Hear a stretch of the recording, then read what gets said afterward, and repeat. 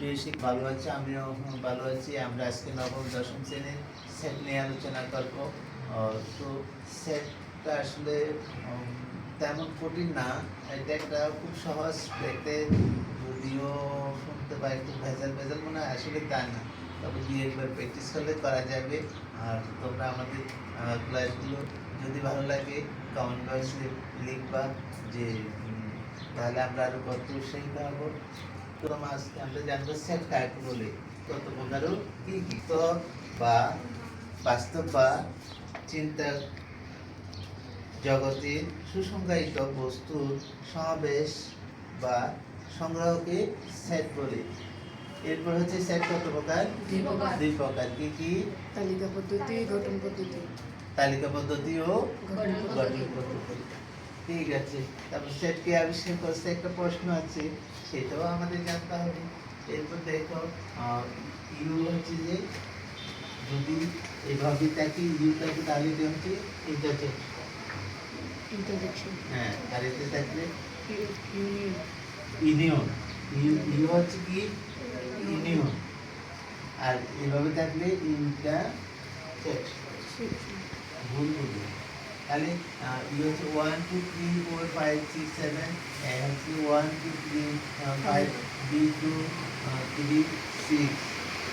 তাহলে আমাদের এই যে আজকের প্রশ্ন এ ইউনিয়ন বি এ নির্ণয় করো, এ ইউনিয়ন বি নির্ণয় করো। তাহলে আমাদেরকে কি করতে হবে দেখো, এই এক নম্বরে কি আছে দেওয়া আছে, দেওয়া আছে, দেওয়া আছে ইউ 1 2 3 4 5 6 7 কেমন। তো এর মান কত বলো? 1 2 3 5। বি এর মান 2 3 6। আমাদের প্রশ্ন হচ্ছে যে এ ইউনিয়ন বি, তাহলে সমান দেব এর মান কত? 1